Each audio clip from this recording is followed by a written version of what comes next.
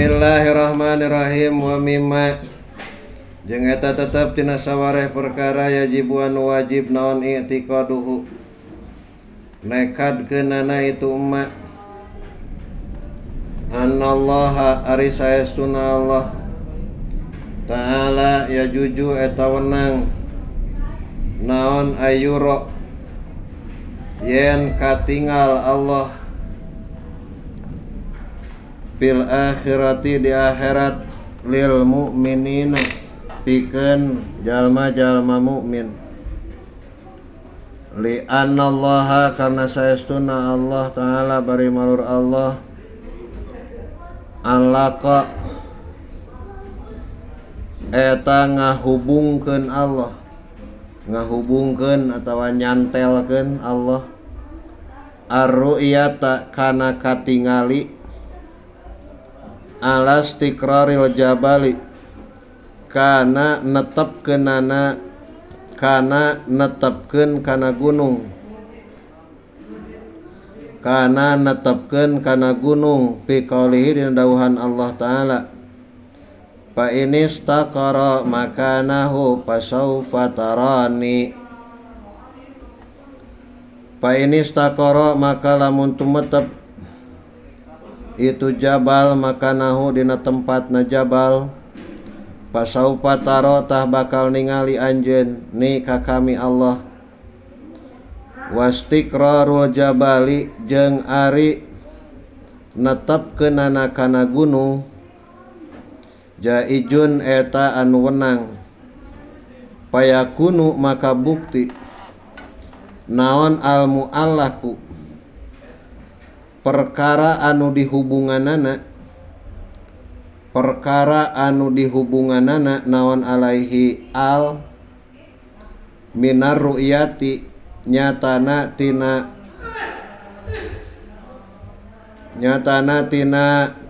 ningal Allah jaijan eta anu wenang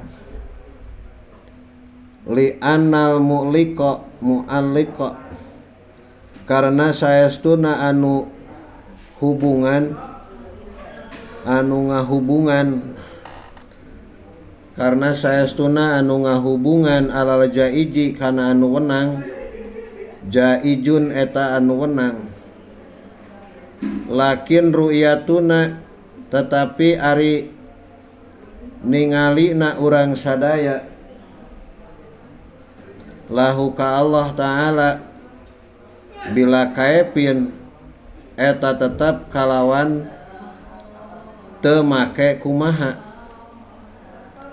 cara ningalina teu make kitu aya laisat tegasna teu aya itu ru'yah karu'yati ba'dina eta saperti ningali sawareh urang sadaya. Bismillahirrahmanirrahim. Wa mimma sarata tetap bina sawana perkara yajibu anu wajib i'tiqaduhu nekadkeunana itu ma anallah al-haris saestuna Allah ta'ala bari malur Allah yajuju eta wenang naon ayyura yang katingali Allah ya al-akhir akhirat mu'minin pikeun jalma-jalma mukmin ya Allah karna saestuna Allah ta'ala bari malur tina sawarehna perkara anu wajib ditekadkeun ku kabeh jalma mukallaf nyaeta wenang di akhirat jalma-jalma mukmin ningal kadat Allah. Jadi masalah ningal kadat Allah pikeun jalma-jalma mukmin di akhirat eta teh perkara anu kongang, perkara anu jaiz, lain perkara anu mustahil. Kumaha lamun ningal Allah di dunia? Ningal Allah di dunia mah teh mustahil mah. Kecuali lamun ngimpi papenak jeung Allah eta mah mungkin. Jaiz eta mah ningal Allah dina ngimpi. Seperti dina kitab Johar Tauhid aya geuning Syekh Ahmad ngimpen Allah 88 kali, malah jadi jejeg 100 kali. Sebab ketika nu 100 kalina Syekh Ahmadna nadar lamun pangimpen deui papenak jeung Allah rek naroskeun amal naon anu pangleuwih ngadeheuskeun ka Allah. Ta jawabanana teh maca Al-Qur'an.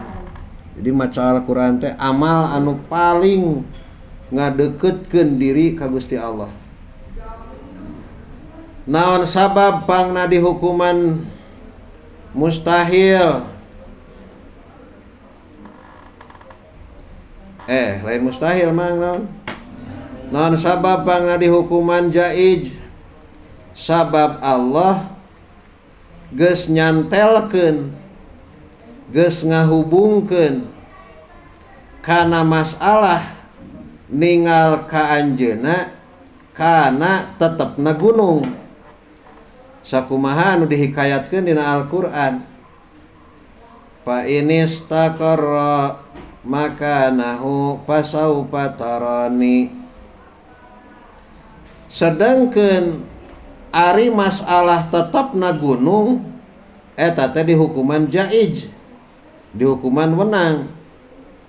Atuh pasti ayana perkara anu dicantelkeunana.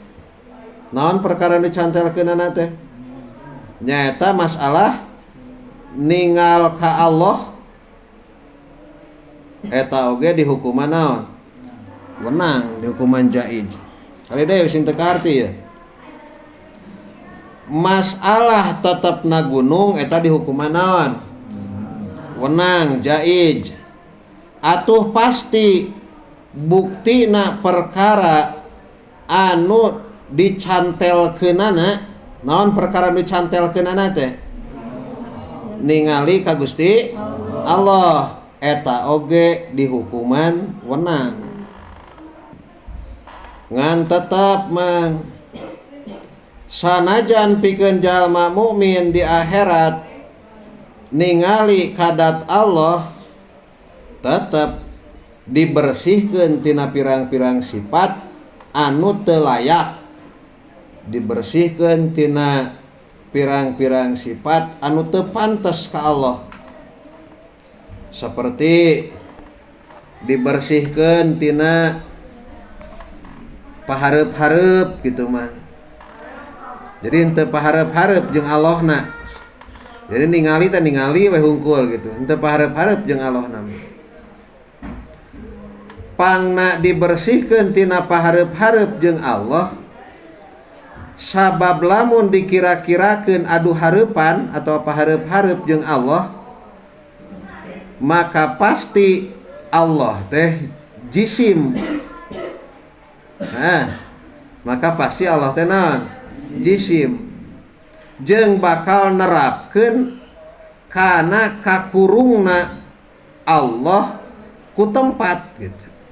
Sedangkan Allah teu mika butuh kana tempat. Jeung bakal nerapkeun kakurungna Allah ku jihad. Sedangkan ceuk ti heula mustahil Allah Ta'ala jisim, jeung mustahil Allah Ta'ala kakurung ku tempat, kakurung ku jihad. Jadi masalah ningalina jalma mukmin ka Allah di akhirat eta teh dibersihkeun tina rupa-rupa perkara anu teu layak, anu teu pantes ka Gusti, teu pantes ka Gusti Allah.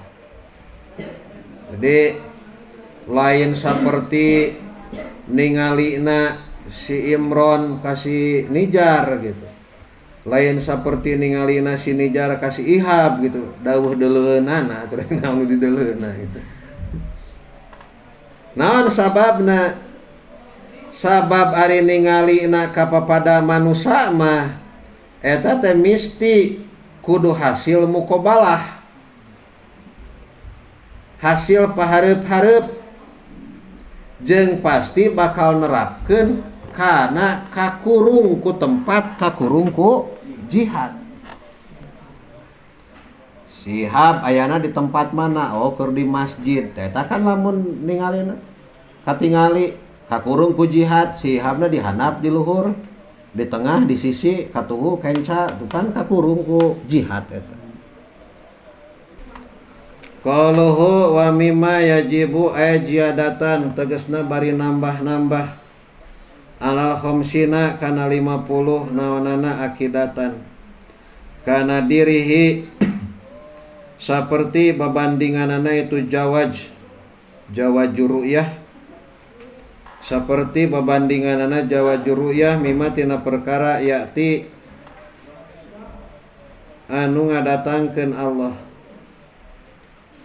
Wa qalu jeung adawan musannif tegasna lapad innallaha ta'ala yajuju ilaih khilapan bari nyulayaan lil mutajilah kama seperti perkara sayunabbahu anu bakal dieling-eling naon alaihi itu umat. Wa qalu jeung adawan musannif tegasna lapad ayyura ae datan tegesna kana datna wasipatin jeung pirang-pirang sifatna bitipaki ahli sunnati kalawan sepakat ahli sunnah fiddati dina datna wa ala qaulil jumhuri jeung netepan kana kaul jumhur ulama fisipati dina pirang-pirang sifatna. Wa qalu jeung adawan musannif tegasna lapad fil akhirah yak tadi eta nerapkeun ieu qauluhu annahu kana saestuna kalakuan la yajuju eta teu wenang naon ayuro yen katingali Allah.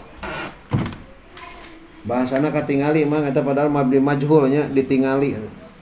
Yen katingali Allah fi dunya di dunya. Jadi di dunia mah teu naon teu wenang katingalna. Kecuali ceuk tadi oge ngimpi. Beda deui tah. Wa huwa jeung ari itu ya laya juju ari itu laya juju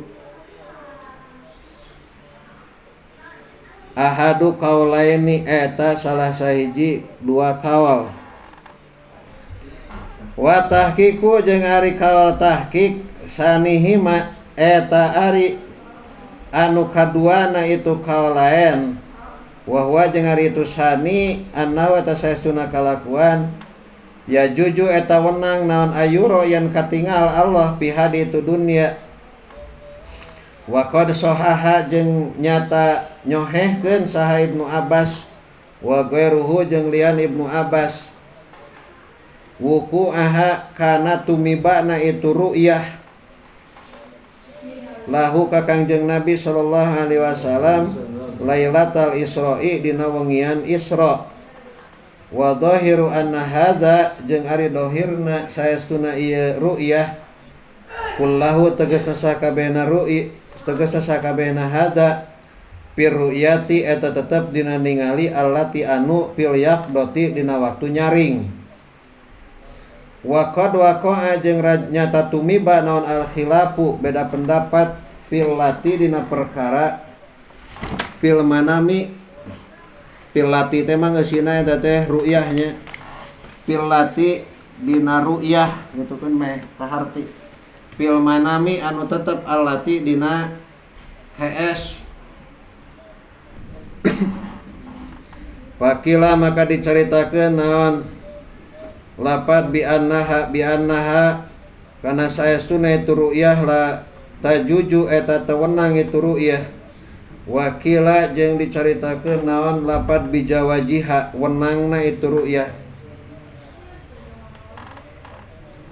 bal biwukuiha balikta kalawan tumibana itu ru'yah wa huwa bener wa huwa teh wa huwa jeung ari ieu wukuiha madhabul mu'abbarina eta madhab ahli takwil kabeh. Wa hukiya jeung dihikayatkeun an kasirin katampi ti lolobana minas salafi ti ulama salaf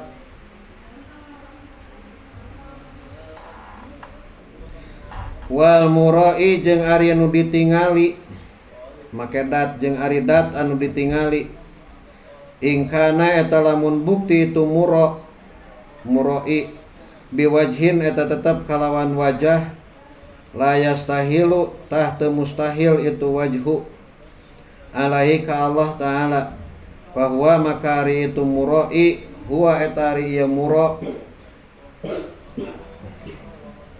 huwa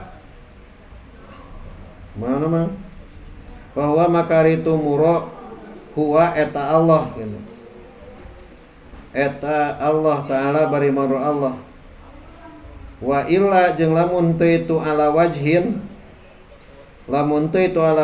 bi angkana ku sapertian bukti itu muro bisurati rajulin eta tetap kalawan rupa lalaki masalan umpamana laisa tah lain itu muroi huwa eta Allah bal huwa balik ta itu muro misalun eta perumpamaan yakhluqu anu ngadamel hu kana itu misal saha al maula pangeran tabaraka maha berkah wa ta'ala jeung maha luhur Allah.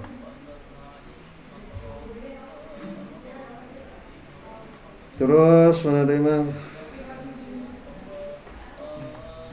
langsung we ka hanapnya dua jajar ka hanap dua jajar ti hanap qala ngadawuh sahabadu supiyah sapalih ahli supi anau saestuna ba'du supiyah ro'a eta ningal ba'du supiyah robbahu ka pangerana ba'du supiyah pi manamihi dina keur sarena itu ba'du supiyah ala wasfihi netepan kana sifatna itu robbahu pakila maka dicaritakeun lahu ka itu ba'du supiyah naon lapad kaipa bari kumaha ro'aita ningali anjeun hu ka Allah faqala maka ngadawuh itu ba'du supiyah in akasa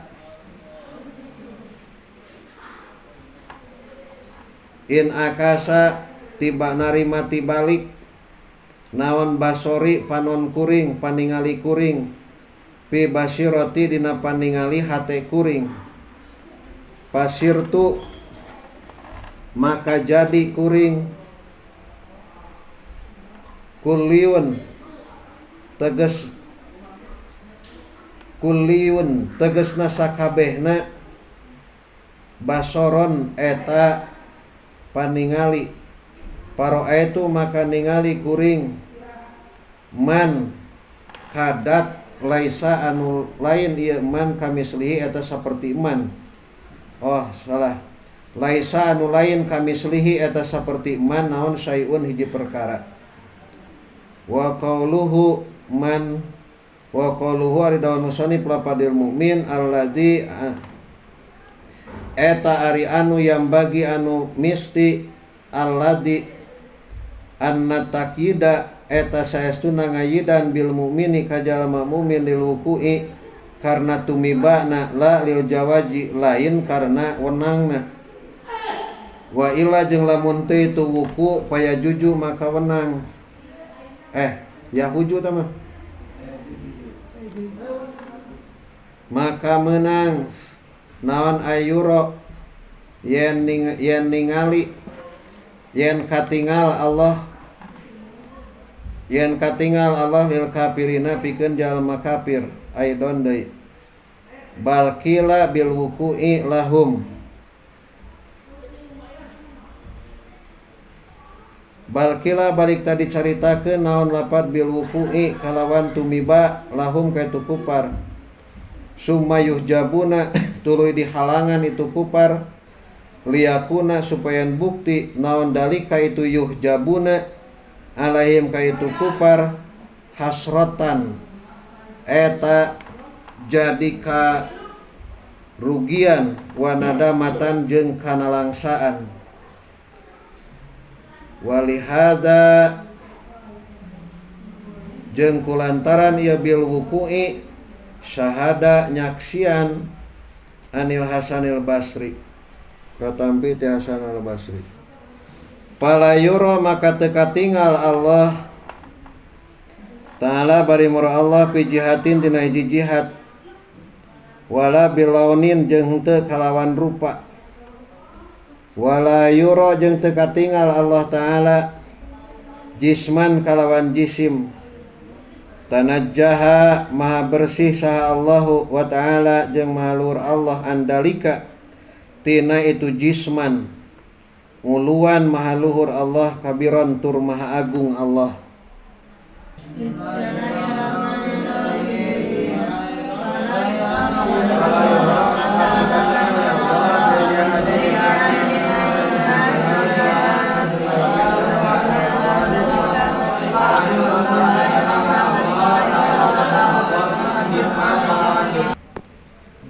Kulantaran ningalina jalma mukmin di akhirat ka Gusti Allah dibersihkeun tina pirang-pirang perkara anu teu pantes dina hakna Allah, maka pasti ningalna ka Allah teh dibersihkeun tina jihad, dibersihkeun tina pahareup-hareup, malah dibersihkeun tina warna, dibersihkeun tina rupa, dibersihkeun tina jisim.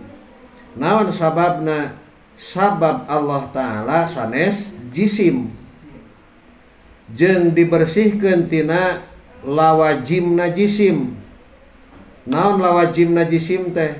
Sakur-sakur perkara anu sok keuna kana jisim. Sehingga mangke si jalma mukmin ninggal ka Allah teh perasaanna bingung gitu. Bingung. Sabab eta teh teu rupa, teu jisim, teu naon, bingung gitu. Nah, Kang wani-wani nerangkeun make jengke jalma mukmin seolah-olah bingung ke ningali Allah. Cek dina sarah we kitu geura sok tingali sarahna mah. Hanapeun sair palayuro ta'ala fi jihatin ede. Palayuro maka teu katingal Allah paukon di luhur, wala yaminan jeung teu dikatuhu, wala amaman jeung teu dihareup, wala nah waha jeung teu saumpamana itu paukon ileh. Min syairil jihati nyatana tina sasesana pirang-pirang arah, pirang-pirang jihad. Wala abyado jeung teu bodas, wala nahwahu jeung teu saumpamana itu abyad. Min syairil alwani nyatana tina sasesana pirang-pirang warna. Wala yura jeung teu katingal Allah taala bari mur Allah jisman barina jisim. Payuharu maka jadi bingung tuh. Maka jadi bingung saha al abdu hamba fil udmati dina kaagungan Allah wal jalali jeung tegasna agungna gitu, kaagunganana. Hatta layari pak sehingga yen teu nyaho abdu isma nafsihi kana ngaran dirina abdu, wala yus'iru jeung teu nyaho abdu biman kajalma haulahu anu tetep man sakurilingeun abdu minal khalaiki nyatana ti pirang-pirang makhluk. Pa inal akla dasaestuna akal yujiju eta apes ieu aklu hunalika dina nalikana itu ru'yatullah, dina nalikana itu ningal ka Allah, anil pahmi tina ngarti, wayatalasya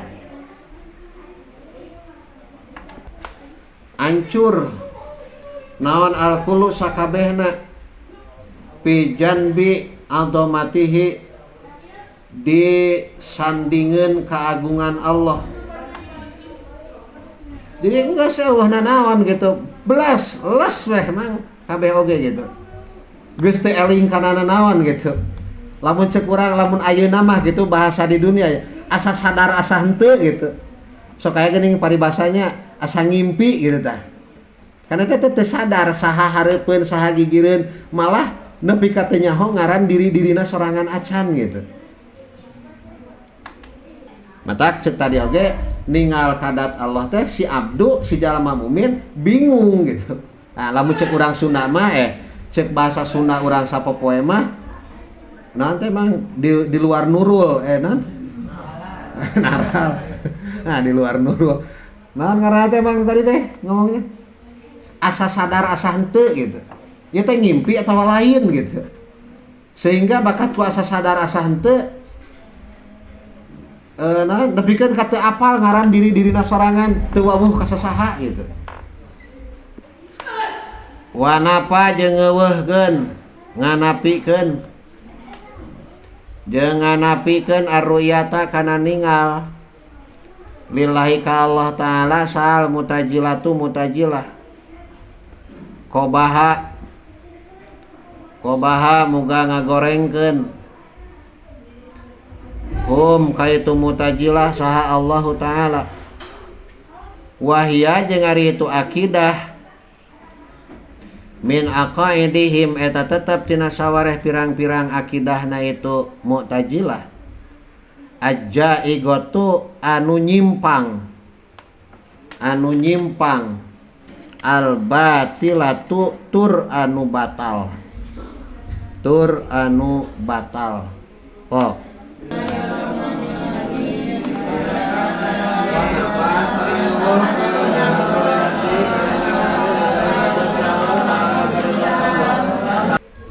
tapi ari mu'tajilah mah geus nganapikeun mang kana masalah ningal ka Allah di akhirat.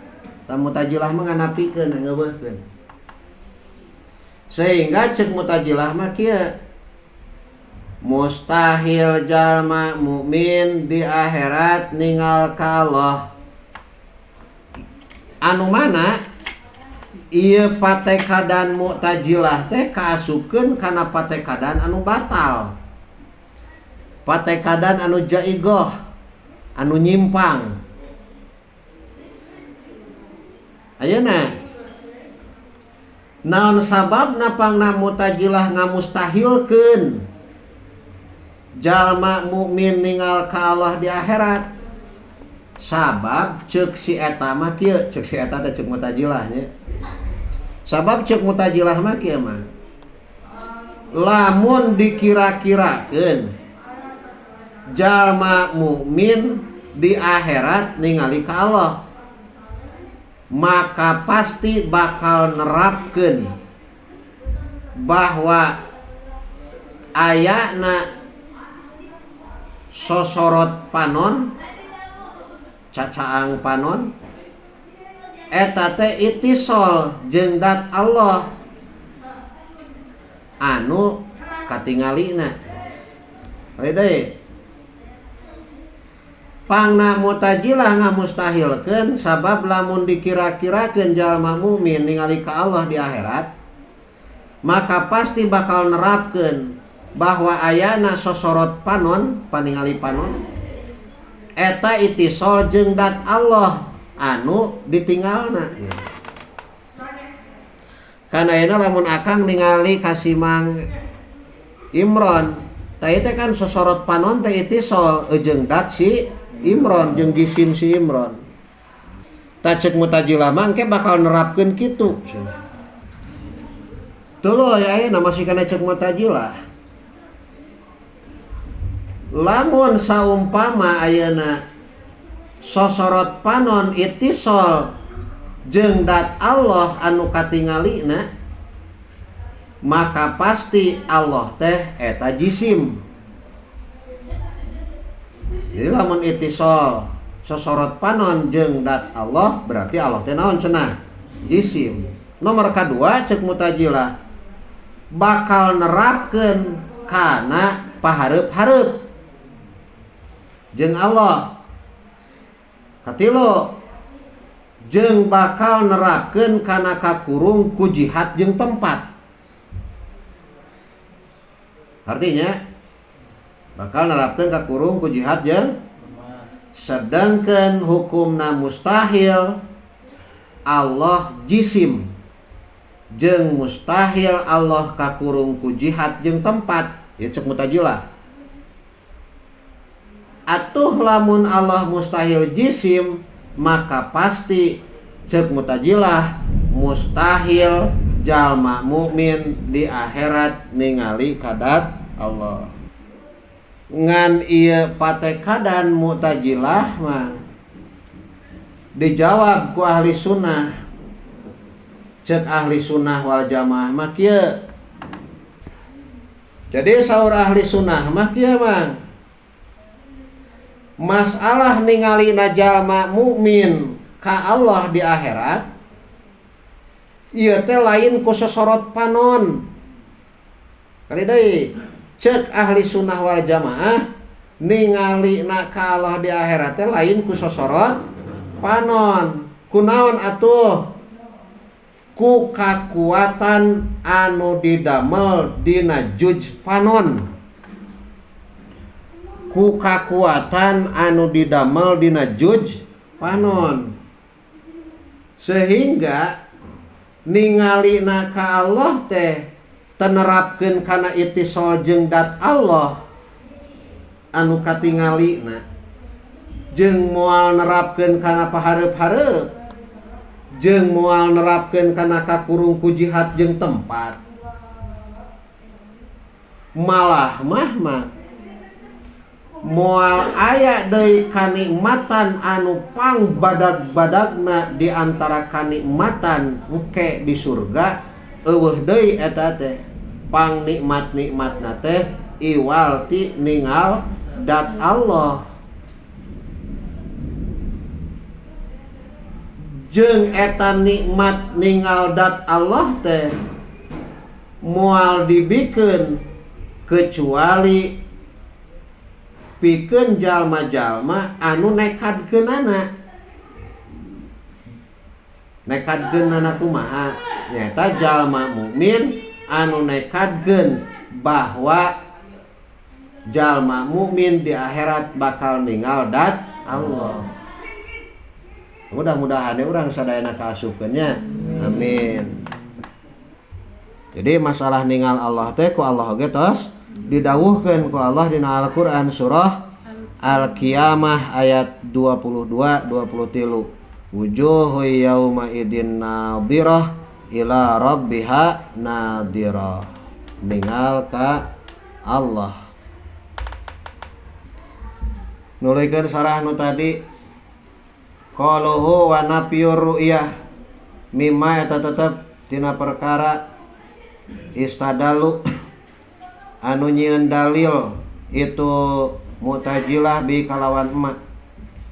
Qalu ta'ala ridawan Allah ta'ala tegasna lapad la tudrikuhul absar wa ajaba jeung ngajawab sa ahlus sunnah anhu tina itu qaul Mu'tazilah bi wujuhin kalawan pirang-pirang jalan minha eta tetep tina sawarehna ieu wujuh anal idroka ari saestuna manggihkeun ru'yatun eta ningali ala darjatin kana ila wajhin kana dat kana jalan ala wajhin kana jalan khosin anu tangtu biang takuna ku sapertieun bukti itu ru'yah ala wajhil ihatoti eta netepan kana jalan ngaliputan bil muroi kadat anu ditinggalna la mutlaqur ru'yati lain mutlakna ningali hatta yustadalu sehingga dijieun dialap dalil naon binapihi ngeuweuhkeunana itu ru'yah ala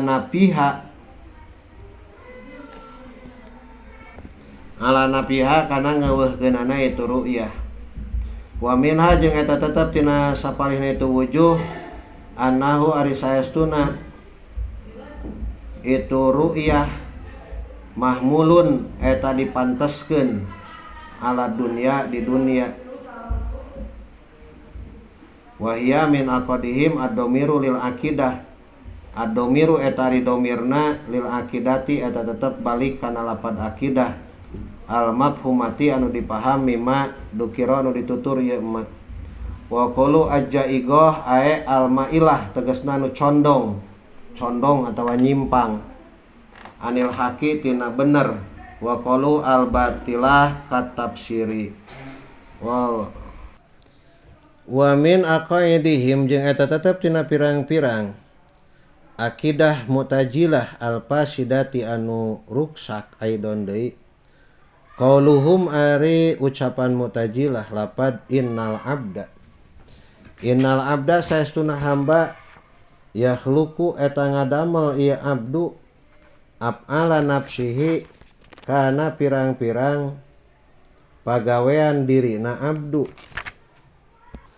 wali ajli qaulihim jeung karena arah-arah omonganana itu Mu'tazilah hada anu ieu kaol yusamuna tah dingaranan itu Mu'tazilah bil qadariyati kalawan kaum qadariyah li annahum karna saestuna ieu qadariyah yaquluna eta ngaromong ieu qadariyah bi anna af'alal abdi kana saestuna pirang-pirang pagawean abdu bi qudratihi eta tetep kalawan kawasana itu abdu. Tina sawarehna akidah Mu'tazilah anu batal anu sasar nyaeta nekadkeunana Mu'tazilah bahwa si abdu bisa ngadamel kana pirang-pirang pagaweanana sorangan sehingga eta Mu'tazilah nekadkeun aya kudratul hadisah anu terlepas tina kudratna Allah. Kali deui Mu'tazilah nekadkeun aya kudratul hadisah aya kawasa anu anyar-anyaran anu terlepas tina kudratna Allah. Contoh seperti kieu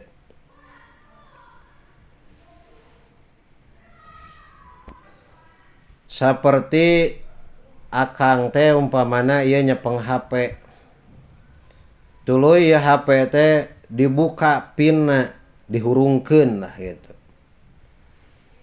Tah ceuk Mu'tazilah mah masalah hurungna eta HP eta teh teu didamel ku Allah gitu. Tapi ceuk Mu'tazilah mah eta teh murni ku pagawean akang gitu, ku pagawean manusia.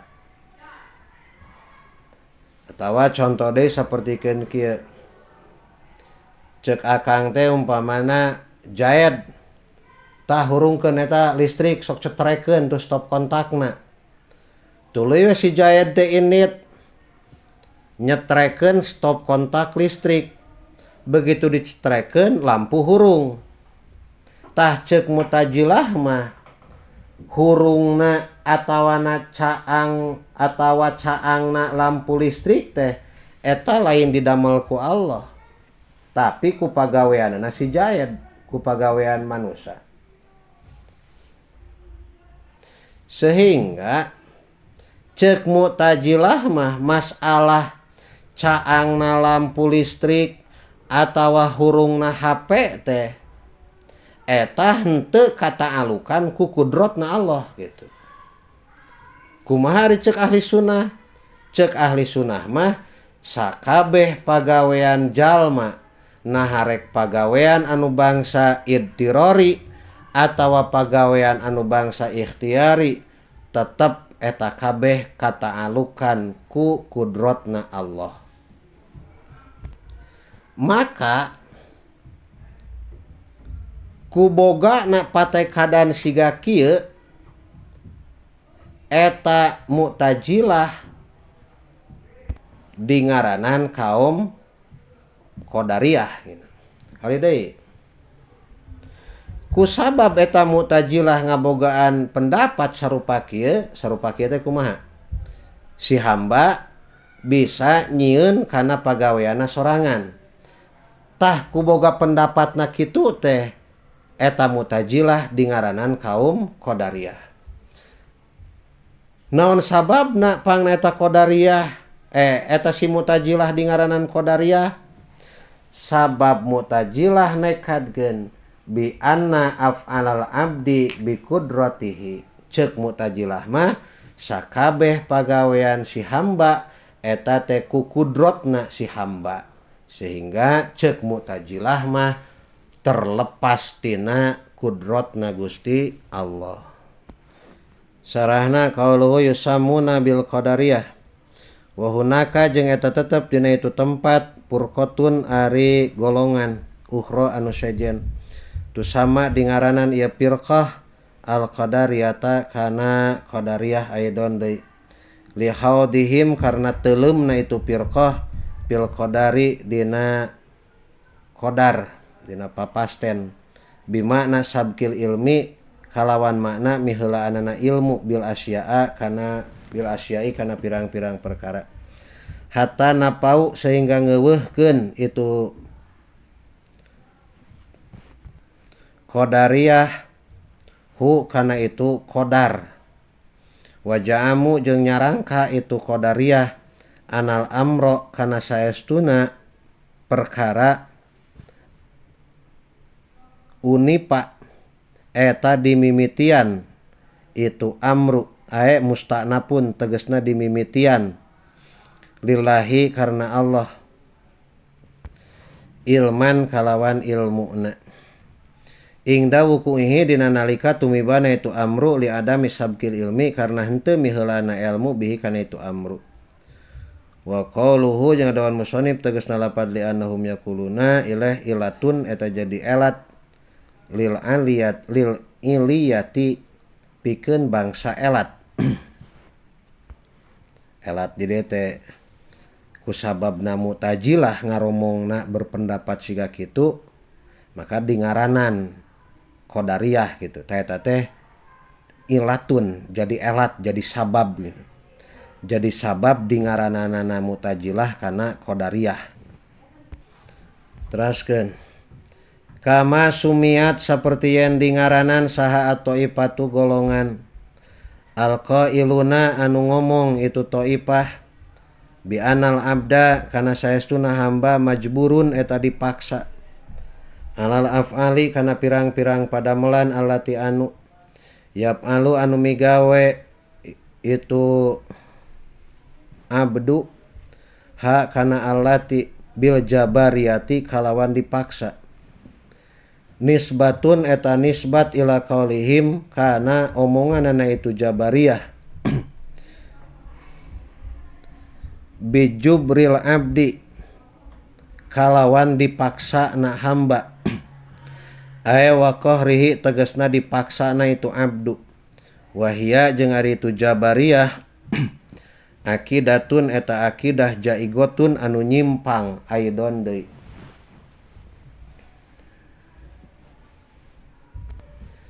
aya deui golongan anu ieu golongan kaum dingaranan ku golongan Jabariyah. Golongan Jabariyah mah golongan anu nekadkeun bahwa si hamba eta dipaksa kana pagaweanana sehingga ceuk Jabariyah mah ayana manusia eta sama sakali teu ngabogaan ikhtiar. Eueuh bedana jeung sapertikeun peso dina leungeunna jalma anu nekteuk anu ngeureut. Atawa saperti langlayangan di luhur di awang-awang dina pada teu ngabogaan ikhtiar sama sakali. Taya akidah teh mangrupakeun akidah anu nyimpang deui wae, akidah anu batal. Geura lamun urang nyepeng peso, tah eta peso teh kan kumaha jelema nu nyepengna eta peso, dikeureutkeun ngeureut, dicicingkeun cicing gitu. Atawa langlayangan ayeuna diapungkeun, ditarik nya naon teh? Maju ka dieu ka hareup, diulur munur ka ditu gitu. Ditarik munur, diulur maju gitu. Langlayangan kumaha jelema anu nyepeng kana benangna we gitu. Hartina eta langlayangan atau peso teu boga daya pamilih gitu. Jadi kesimpulanna mah ceuk Jabariyah si hamba teh eta majburun dohiron wa batinan. Boh dohirna boh batina dipaksa. Maksudna kalawan dipaksa di dieu teh ceuk Jabariyah eta si hamba teu ngabogaan kasab atawa teu ngabogaan ikhtiar sama sakali. Beda jeung nurutkeun Qadariyah. Ai ceuk Qadariyah mah pan si hamba teh eta muhtaron dohiron babatinan. Tegasna mah bisa nyieun sorangan kana pagaweanana. Sehingga ikhtiarna manusia ceuk Qadariyah mah bisa mere tapak. Maka eta Qadariyah nekadkeun ayana kudratul hadisah anu terlepas tina kudratna Allah. Jadi bertolak belakangnya antara patekadan Jabariyah jeung patekadan Qadariyah. Tingalina qauluhu kama sumiat watu sama jeung dingaranan itu Thaifah aidon deui bil Jahmiyati ku ngaran Jahmiyah nisbatun eta dinisbatkeun ila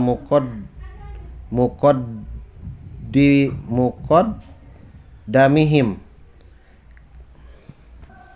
ka pemimpinna itu Jahmiyah Jahmu bin Sofwana tegasna Jaham bin Sofwan wa qalu al-qailuna bi anal abda bahwa indahum karisatun mu'allaqatun fil hawa bahwa makaritu abdu indahum mungguh Jabariyah karisatin eta saperti langlayangan mu'allaqatun anu digantungkeun fil hawai di awang-awang wal haqqu jeung ari nu hak anal abda eta saestuna hamba la yakhluqu eta teu ngadamel ieu abdu af'ala nafsihi kana pirang-pirang padamelan dirina abdu walaisa jeung henteu itu abdu majburon eta dipaksa bal innallaha balik ta saestuna Allah taala yakhluqu eta ngadamel Allah al af'ala kana pirang-pirang padamelan as-sadirati anu bijil as-sadirata anu bijil minal abdi ti hamba ti dirina hamba ma'a kaunil abdi sarta buktina hamba lahu eta tetep kaitu abdu ikhtiarun ari pamilih sorangan piha dina itu af'al.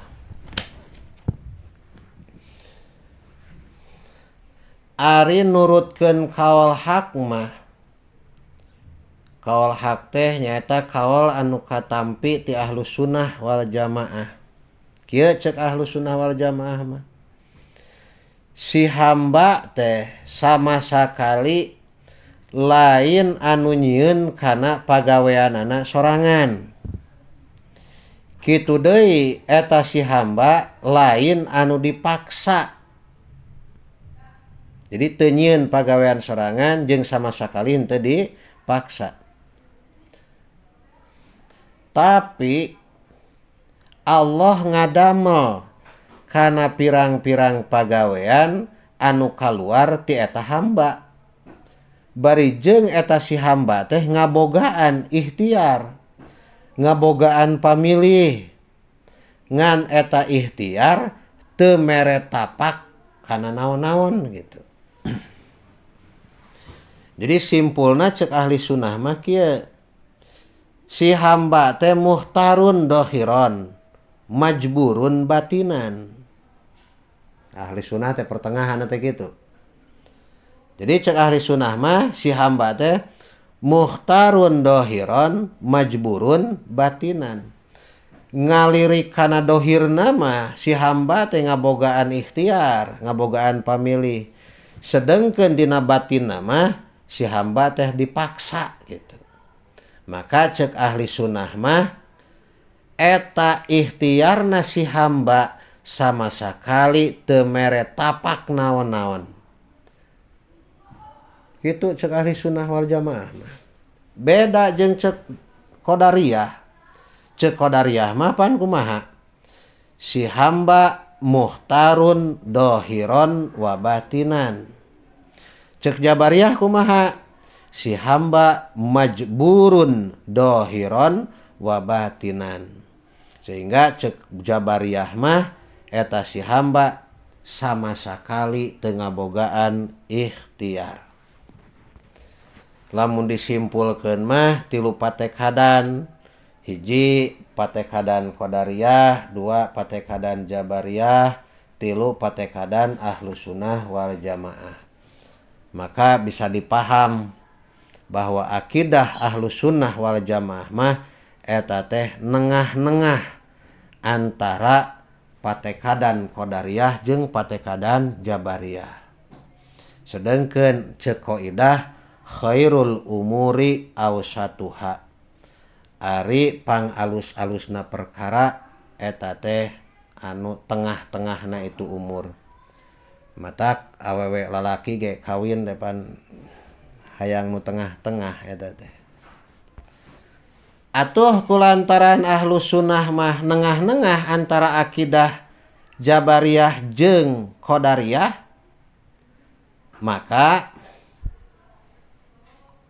umpama nurutkeun ulamaul arifin mah sok ngabahasakeun kieu, Allahu khaliqun ghairu muktasibin, al-abdu muktasibun ghairu khaliqin. Si hamba mah ngan ukur anu kasabungkul, ngan ukur ikhtiar rungkul, lain anu ngadamel, lain anu ngahasilkeun. Sehingga ikhtiarna si hamba eta teu mere tapak kana naon-naon. Tingali qauluhu wal haqqu. Wal qauluhu wal haqqu anal abda tahsulu eta hasil min kalamihi tina dawan musannif nol anal madhahiba. Saestuna pirang-pirang madhab salah satun eta 3. Kama seperti perkara haroro anu geus netepkeun. Hu kana itu emas saha as-Sanusi. Wa dhahirun jeung eta anu pertela anna madhhab ahli sunnati ari saestuna madhab ahli sunnah laisa eta lain itu fi'lul abdi kana fi'lul abdi bil ikhtiyari eta tetep kalawan pamilih al mahdi anu meles wala jeung lain bil qahri kalawan dipaksa al mahdi anu meles bal amroini balikta eta bal amrun balikta eta perkara bainal amroini bal amrun balikta eta hiji perkara min bainal amroini antara 2 perkara. Paharaja maka keluar min baini parsin tina antara tai wadamin jeung getih labanan bari susu bari rupa susu gitu. Bari rupa susu kholison anu murni saigon anu nyegerkeun lisaribina ka anu nginum kabeh. Jadi perumpamanana ahli sunnah wal jamaah mah eta teh sapertikeun cai susu anu mana eta cai susu teh kaluar antara tai jeung getih. Wa qad hukiya jeung nyata dihikayatkeun naon anu saestuna kalakuan kila eta dicaritakeun lil Hasani ka Hasan al-Basri radhiyallahu taala anhu. Naon lapad ajbaro naha maksa saha Allah Gusti Allah ibadahu ka pirang-pirang hamba Allah. Faqala maka ngajawab Hasan, Allahu ari Allah a'dalu eta leuwih adil min dalika tibatan itu jabru tibatan itu maksa. Pakila maka dicaritakeun deui naon lapad upawidu pawado naha masrahkeun Allah ilaim ka itu ibad. Faqala maka ngajawab itu Hasan huwa ari Allah a'azu eta leuwih mulia min dalika tibatan itu tafwid. Sumaqala teras ngadawuh Hasan lau ajbaro lamun maksa Allah hum ka itu ibad lama azab tah moal nyiksa Allah hum ka itu ibad walau pawado jeung lamun masrahkeun ibad masrahkeun Allah ilaihim ka itu ibad lama kana tah moal bukti lil amri eta tetep pikeun parentah naon makna walakinnaha jeung tatapina itu madhab ahlus sunnah wal jamaah kana ahlus sunnah wal jamaah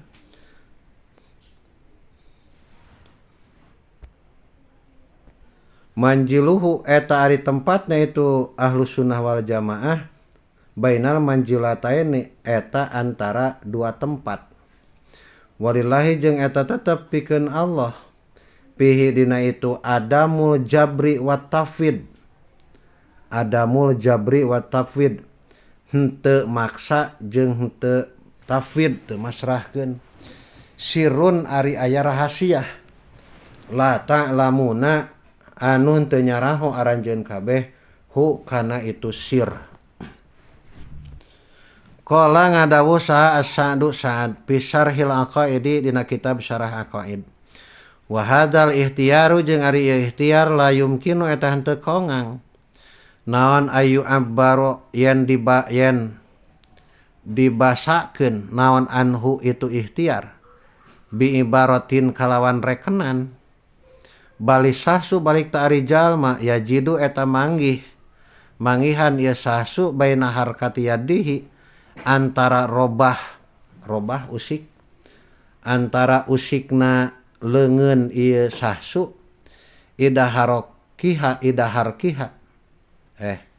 idaharoka di mana-mana ngusikeun itu sahsu ha kana itu yad huwa ari itu sahsu wa bainama jeung antara perkara idaharoka di mana-mana ngarobahkeun ha kana itu yad naon al hawa'u hawa udara kohron barina maksa anhu ti itu sahsu parkon kalawan beda saestuna. Saur Syekh Sa'duddin dina kitabna teh Syarhul Aqaid saur anjeunna kieu ikhtiarna si hamba teh eta teu bisa dibahasakeun ku bahasa anu jelas. Naon sabab pangna ikhtiarna si hamba teu bisa dibahasakeun ku bahasa anu jelas? Sabab lamun dikira-kirakeun bisa dibahasakeun ku bahasa, maka pasti para ulama bakal ngayakeun kana pirang-pirang bahasa pikeun eta ikhtiar. Ngan eta pirang-pirang bahasa teh tetep teu kosong tina samar gitu. Tapi sok sanajan ikhtiarna si hamba eta teu bisa dibahasakeun ku bahasa anu jelas, tetep hiji jalma bakal bisa nyaho, bakal bisa manggihan kana perbedaan antara ikhtiar jeung anu sejena. Nu sejena teh saperti al-qahru, pamaksa teh atawa dipaksa teh. Contoh sapertikeun kieu. Contona sapertikeun idza harraka huwa idza harraka huwa wa bainama idza harraka al hawa.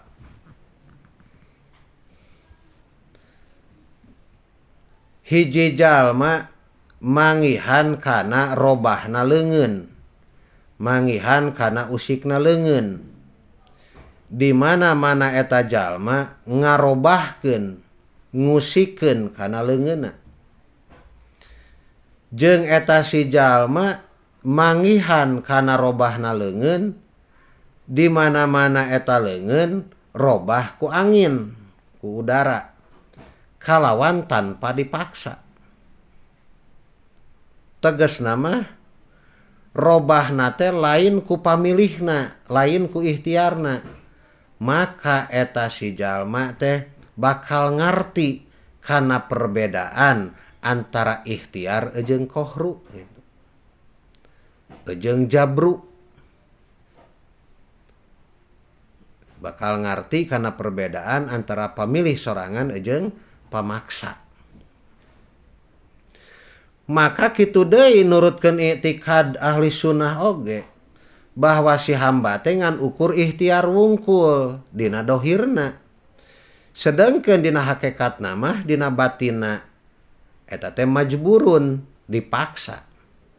Sehingga kulantaran dina batina dipaksa maka pasti ikhtiarna eta si hamba teu mere tapak naon-naon sama sakali teu ngabogaan tapak gitu.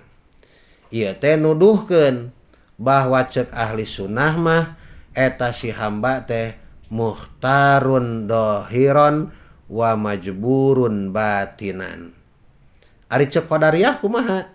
Cek qadariyah mah si hamba teh muhtarun dohiron wa batinan. Cek jabariyah kumaha? Si hamba teh majburun dohiron wa batinan. Wa minal jaiji jeung eta tetep tina anu wenang alaika Allah taala irsalu jami'i rusuli ari ngutus sadaya pirang-pirang utusan. Fa irsaluhu maka ari ngutusna Allah taala barimur Allah lahum ka itu rusul alaihim eta muga tetep ka itu rusul afdalus sholati ari pangutamana rahmat wassalami jeung salam bipadlihi kalawan kurnia Allah la bitarikil wujubi lain kalawan jalan wajib li'annahu karna saestuna Allah taala la yajibu eta teu wajib alaihi ka Allah naon syai'un perkara kama saperti perkara maro anu tos kaliwat ieu mah tina sawarehna perkara anu wenang di hakna Allah nyaeta wenang Allah ngutus ka sakabeh para rasul. Jadi ngutusna Allah taala ka para rasul eta teh kawenangan Allah. Umpama wenang ka Allah maka pasti ngutusna Allah ka para rasul teh eta semata-mata tina padolna Allah, tina kurniana Allah, lain perkara anu wajib. Naon sabab pangna wenang di hak Allah ngutus rasul lain anu wajib? Sabab ceuk ti heula ge geus dijelaskeun bahwa teu aya anu wajib ka Allah. Kali deui, teu aya perkara anu wajib ka Gusti Allah. Beda jeung nurutkeun Mu'tazilah. Ari ceuk Mu'tazilah mah Allah wajib ngutus ka para rasul. Naon sabab Mu'tazilah nekadkeun bahwa Allah wajib ngutus ka para rasul? Sabab Mu'tazilah mah nekadkeun kieu. Allah wajib ngadamel kana solah jeung aslah ka hambana. Sedengkeun masalah ngutusna ka para rasul eta teh kaasupkeun kana perkara solah jeung aslah. Atuh kulantaran kaasupkeun kana perkara solah jeung aslah maka pasti ceuk Mu'tazilah mah wajib Allah kudu ngutus ka para rasul. Tinggal sarahna wa minal jaiji aleh ai ingda ahli sunnah tegasna mungguh ahli sunnah wa khalafat jeung nyulayaan sahal Mu'tazilatu Mu'tazilah paujabu maka netepkeun Mu'tazilah hu kana itu irsal netepkeun ngawajibkeun hu kana itu irsal alaika Allah taala li'annahu karna saestuna irsalur rusul huwa eta ari ieu irsalur rusul al aslahu eta leuwih maslahat. Faqad banau maka ngadegkeun itu Mu'tazilah hu kana itu irsal alama kana perkara qalu anu ngucap itu Mu'tazilah hu kana emma min wujubi sholahi tina wajibna nyieun maslahat wal aslahi jeung nu leuwih maslahat alai ka Allah. Wa khalafat jeung nyulayaan aidon deui saha al barohimatu kaum barohimah. Faqalu maka ngaromong ieu barohimah bistihalatihi kana mustahilna itu irsal.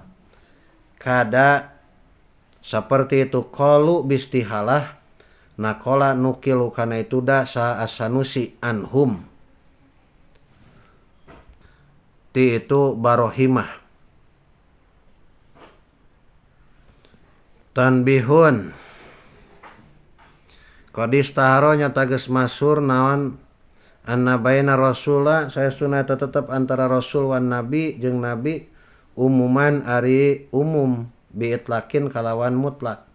Lianau karena saestuna itu kana saestu kana kalakuan yuk tabaru eta dibahasakeun fil awali dina anu awal naon al amru perkara bitabligi kalawan nepikeun duna sani henteu anu kadua teh nabi.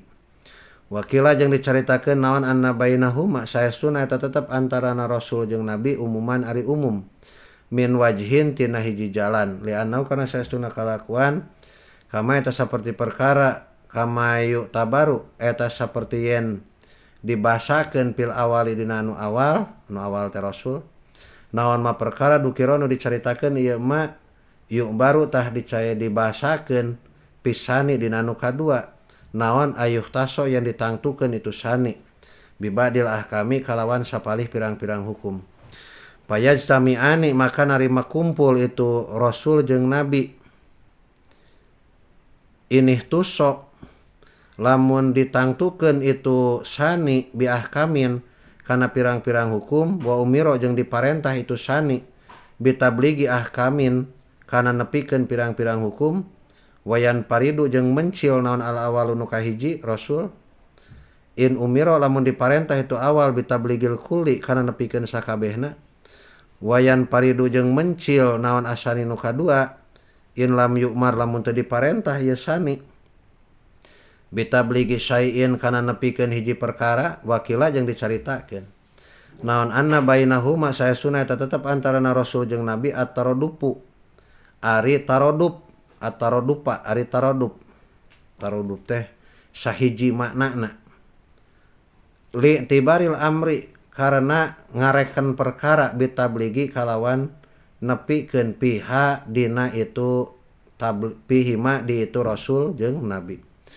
Wa ala hada netepan kana ieu kieu paman makari sajalma lam yukmar eta teu diparentah man bitabligi kana nepikeun layu sama tah teu ngaranan man bismin kalawan ngaran min huma ti itu rasul jeung nabi.